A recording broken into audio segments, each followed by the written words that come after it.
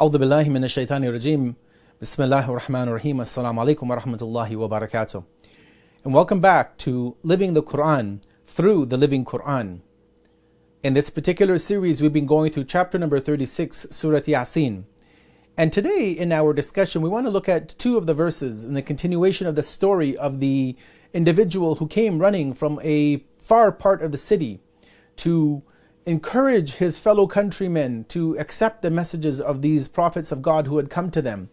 And we look at verses number 28 and number 29. As we had seen in the previous messages from God in this chapter, that after the prophets came, that a man came running to encourage his countrymen to believe, to accept the message. And not only did his countrymen reject the prophets and reject this individual, but they ended up actually killing him. And even though he was now transported into the intermediary realm, what we call the barzakh, and he was in a form of the paradise, the intermediary gardens of paradise before the day of judgment, he still had that desire and wish for his fellow countrymen, for his fellow community members, the citizens of his city, that they would have actually believed and they would have actually received the blessings and benefactions from the all-merciful God. In the two verses today, let us first have a listen to the Arabic and the English translation and then come back and deliberate on these two particular verses and see what is the outcome of the actions of this community, of them killing an innocent individual. Allah says the following in chapter number 36, Surah Yaseen, verses number 28 and 29. وَمَا أَنزَلْنَا عَلَىٰ قَوْمِهِ مِن بَعْدِهِ مِن جُندٍ مِّنَ السَّمَاءِ وَمَا كُنَّا مُنزِلِينَ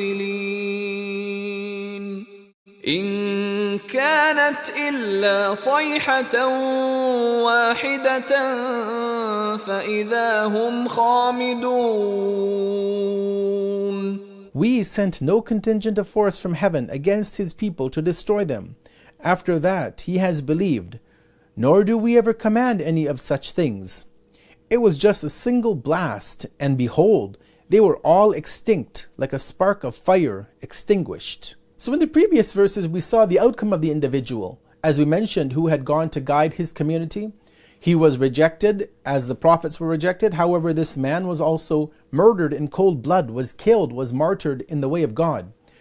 In these two verses, we see God tells us that not only was the outcome was not just that man was killed, but actually God goes on to tell us that the community who did this heinous act of killing an innocent life, that God did not spare them. They did not receive a reprieve, a opportunity from God. And rather God says that they were basically completely and utterly annihilated. That it was a call from the heavens, it was a divine retribution for their killing of an innocent soul. The word which God uses in this verse is khāmidun.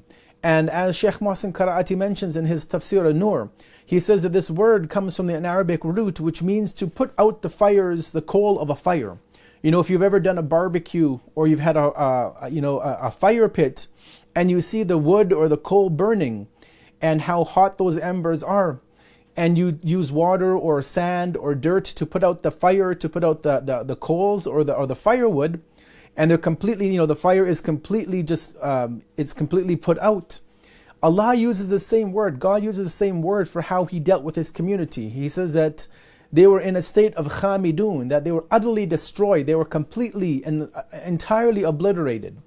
And obviously this is one of the traditions of God, the Sunnat Allah, that He has enacted in the past against nations that went against their messengers, and that when they decided to rebel against the messengers of God, that God basically put them in their place and He showed them the outcome of their negative actions. And so these people, after not only rejecting the messengers and rejecting one of their own people, Allah shows that they killed him, they murdered this individual for no reason, and that their outcome was that they also were removed from the face of this earth. As for some of the lessons we can learn from this verse and that we can take away with us, one is that the wrath of God, the anger of God, the manifestation of the anger of God is sudden, and this is something that we should never overlook.